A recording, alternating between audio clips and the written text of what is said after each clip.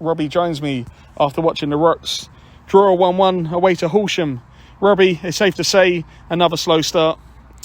Yeah, I mean, listen, I feel really sorry for the punters who've come down and had to watch that first half performance, because it's nothing that resembles Bognor Regis Football Club. We were all over the place, giving the ball away so many times that we were not even getting pressed.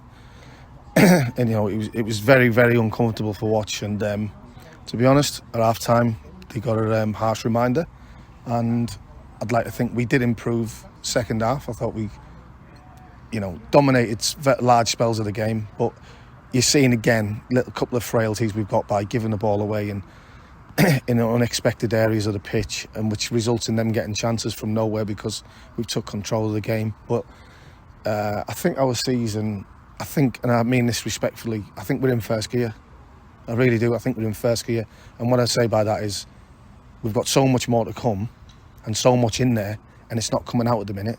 And yeah, we've only lost one game and drew 3. I think drew 3 and drew 1-2. Yeah. People say, well, that's not a bad start, and it's not. But what we got to see is that we are in first gear, and I don't mean that disrespectful to the league or us. And I might be wrong, but that's just my gut feeling.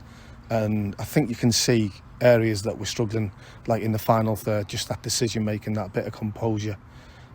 Just when we can kill teams off. I mean, the referee's made an horrendous mistake with the goal. We'll talk about that in a minute, yeah. But, I don't know, when you watch us, I'm just thinking we're not deserving, even though I thought we were the better team in the second half, we're just not deserving of, really taking the team to the sword at the minute. And we're just lacking that polished final third entries, bit of guile, bit of game management in the final third, and that bit of ruthlessness. That's what you need. You need that to kill teams off, certainly teams away from home. So we're just lacking a little bit. But we are a young team, and people get away when you sign Robsons and you keep Cooks and stuff like that. Because in reality, you look through the side, we are a young team, and it's not going to work overnight, and it's going to take time. And I think performances like that in the first half highlight how you just can't turn it to a game, certainly a derby game. It's unheard of, and to be fair, Jack, doesn't deserve that, because that doesn't resemble what Jack and Bogner's all about. So they got a bit of a taster at half time, and I'd like to think they responded a little bit. Still not good enough in terms of how we want to play and how we want to be, but I thought there was signs in the second half. We did open them up quite a bit, and that, all unfortunately, is just what we're missing at the minute, is that killer instinct in front of goal. So overall, are you happy with a point from tonight? I think you've always got to be happy in terms of it's not a defeat, and that's 3 games unbeaten in the league. But there's so much more we can improve, and so much more to get better, and that's the positives that I'm hanging on to, because for us to be 1-1 at half time, I was gobsmacked, because we could have been 4 or 5 down in reality. And we can't give teams that sort of impetus in the game. Certainly away from home, we've got to we just got to manage the game so much better. But like you say, a point and we move on to Potter's Bar, and if we can win at Potter's Bar, to take 4 points or 7 points from a maximum of 9 for the week, we'd be happy with that. It's not a bad week. And a point against Horsham away, it's never a bad result, Robbie, is it? Especially after the way we started the game. But now we go on to the controversial points. From where we were sitting, we had a perfect view of the handball from the goalkeeper. For one, he's given a good advantage. So obviously he thinks... He's waved advantage. Yeah, he's waiting for the advantage. And then with the ball's gone in the goal, and then the linesman's flag's gone up. So, therefore, the goalkeeper stopped a goal-scoring opportunity from his hands. Yeah. And he's deliberately handballed the ball. I don't like to see players get sent off. No, I'm a referee myself, but by the law, it's a red card. Yeah. What's your thoughts on it? Because I don't know if you've had a chance to speak to the referee. I was hoping maybe I could just catch him and just ask him, being a referee myself, because it was a bit chaotic there. And he's booked the goalkeeper, which he obviously thought it was a handball.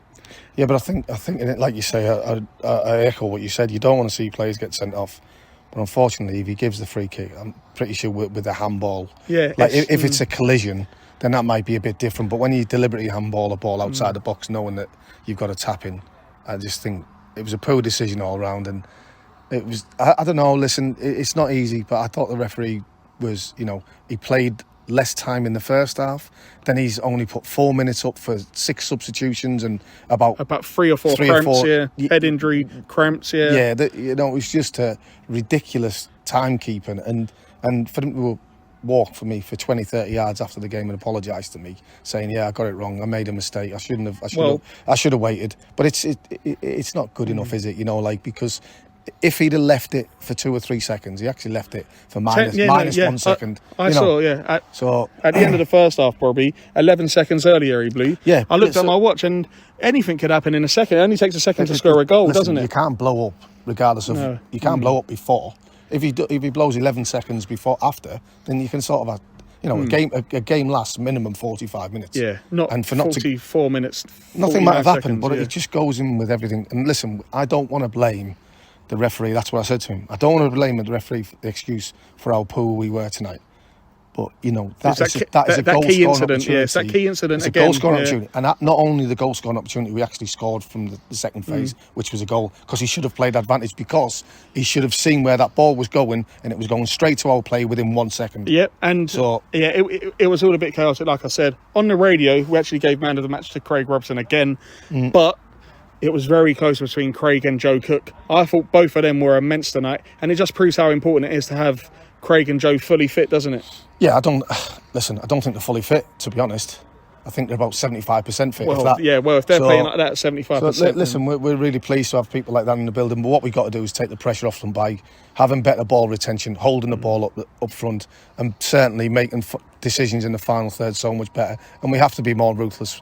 For us to do anything and have a decent season, we've got to be more ruthless in front of goal, and we've got to get our final third decision making so much better. Well, I must say, I think it was probably a toss-up who to bring off last between probably Harvey and Ashton. Again, we have got quite a few small injuries where players are playing 90 minutes.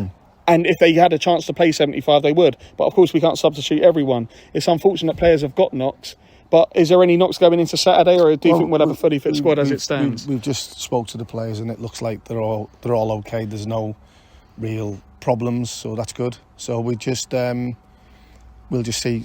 what comes of it and what happens, and you never know, do you? But, they might wake up in the morning or Thursday and say that they're struggling. So, but listen, we're pleased with, in terms of, it's a point away from home, and it looks like we've come unscathed with injuries that we were worried about early on before the game. So, that's a positive. But like I say, we've got so much work to do in terms of where we are. In terms, like you say, I feel like we're just scratching the surface at the minute and going through them. Not players working hard; they are working hard. Yeah, they are trying. You can see they're trying. Yeah, I just look, and we're just going through the motions with every aspect of the game at the minute. And once that clicks and once the tap turns on, I think we will be so much better than what we're showing at the minute. Well, it was good to see Doug and Gary, of course, absolutely. back. And I saw you talking to Doug afterwards, saying about his chance. Amadou, great save, and I must say, Amadou was a contender up there as well. Yeah, he was sliding everywhere, wasn't he, in the goal? And he made 2 vital saves at an important time in that half. And then Gary Charman, of course, coming on, missed that chance. I thought if anyone was scoring his equal appearance, it would be him. But all in all, I gave Gary and Doug a big clap at the end of the game. Yeah, no, because at the end of the day, they're true servants for their clubs. Yeah, and the great lads as well, and the great people, and they've been great servants to Bogner. And Gaz is a shining example to anybody with his professionalism and the way he goes about things, and just him as a person. He's a credit to himself, and Doug's a great lad as well. Very funny, such a really, really gifted footballer. And it was nice to see them, but it was also nice to make sure that Doug didn't score. Yeah, well, on Gaz. So listen, we respect them greatly, and we miss them, but we move on. Well, we're going to Saturday, Potter's Bar. Another tough game. All games are tough. But I'll cut the interview there, Robbie, because I know it's getting late and I've got the coach to go back on. And, of course, you've got a family to go back to. Cheers, Pete. But cheers, Blakey. I appreciate it.